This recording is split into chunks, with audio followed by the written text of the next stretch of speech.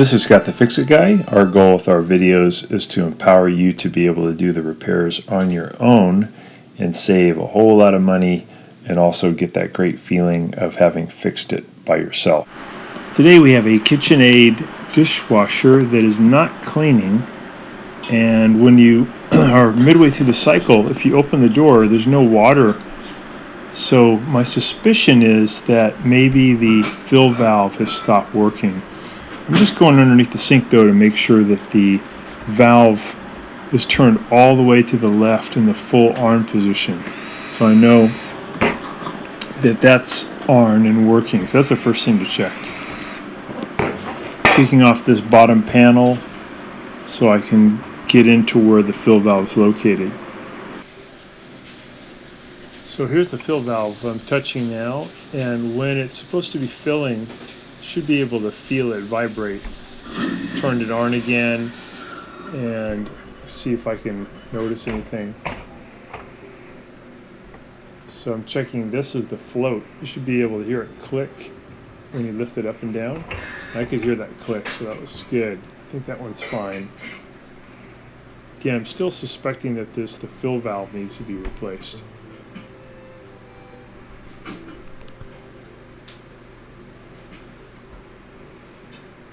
So I can hear it draining when I press the start button for 3 seconds. It did a nice drain cycle, so I know the drain's working.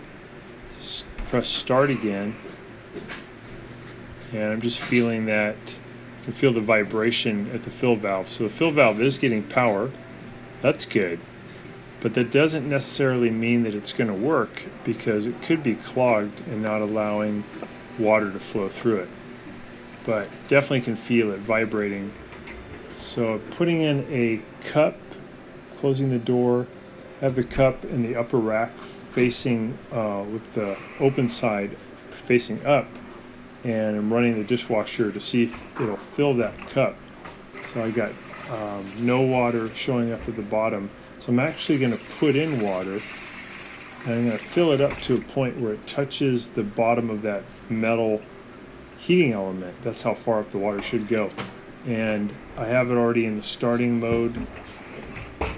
So I'm going to go ahead and just press start again, close it, and see if it'll run and if it'll fill up that cup.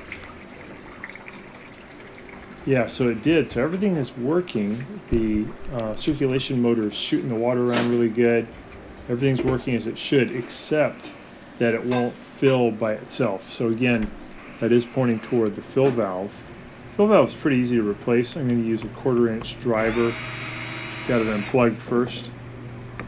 Take out this one screw, and then the fill valve comes out easily. Here it is. And I have to disconnect the electrical piece. This is the new one. So you're pressing on this tab, and you pull out the power connector. So I'll do that now. There we go. And here's what the new fill valve looks like. You can get these from Amazon. I'll put a link in the description below so you can just click on it.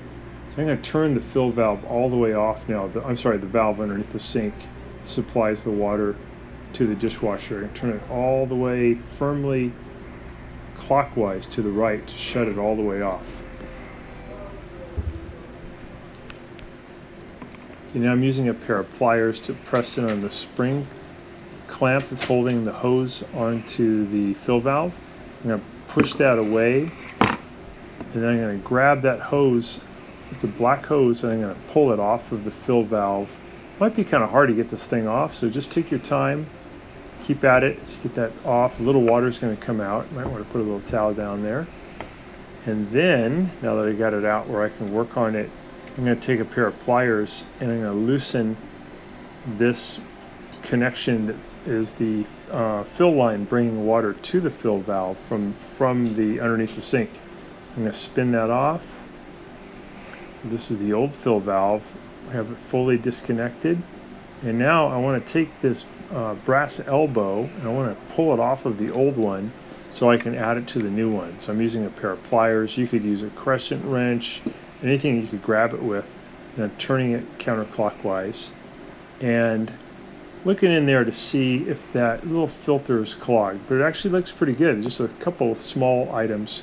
If that thing was really clogged and you could wash that out, you might be able to still use that old fill valve. But this fill valve was not clogged, it was okay. So I'm wrapping some Teflon tape, you can get that at the hardware store, around the threads of the brass elbow. I'm going to wrap it around about 6 times. And then I'll go ahead and screw that brass elbow back into the new fill valve. And I'll get it really tight. So the Teflon tape just helps so that it doesn't leak.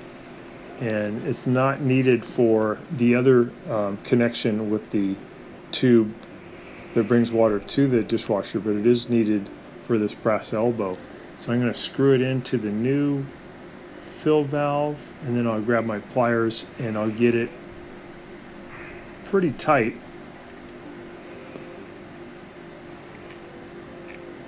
And that's just so there's no chance of it leaking. There we go. Alright, I'm going to go ahead and hook this new one back up. So this is the line bringing water to the fill valve from underneath the sink. I'm going to just put that on with finger tight, and then I'll turn it a couple of full turns with the pliers to get it really tight. This is called the compression fitting, and it does not need that white Teflon tape. It'll just get watertight just by tightening up the nut. Alright, I'm going to put that black hose back on, and I'm going to seat it as far as it'll go onto the fill valve. Then I'll grab the pliers and I'll pinch in on that spring clamp and move it up so that it's going to hold that hose on really tight. So I'll pinch in on that. There we go. And then I'll move it toward me, toward the front of the dishwasher, so that's going to hold that hose on.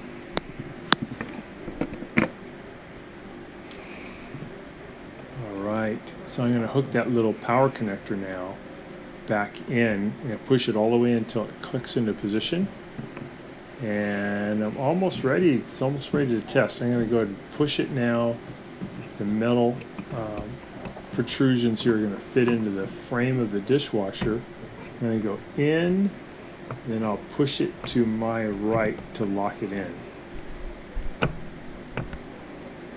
There we go. That locks it in. And then I'll take that 1/4-inch screw and I'll zip that into that little hole there to hold it, to lock it. And then we can plug it in and we can turn the water back on. We're going to go underneath the sink again, turn it all the way left, all the way on. And then I can plug it in, press start, close it, and can feel it vibrating again. So I know it's getting power, it's working. And I put a cup in there and it actually did fill up the cup. So back working great. Hopefully this will work really good for you too. Thanks for watching. Thanks so much for watching our video. We really appreciate your support. And when you get a chance, please press the subscribe button below so you can be subscribed, and also the notification bell so we can send you more videos about appliance repair. Please also give us a thumbs up if you enjoyed the video.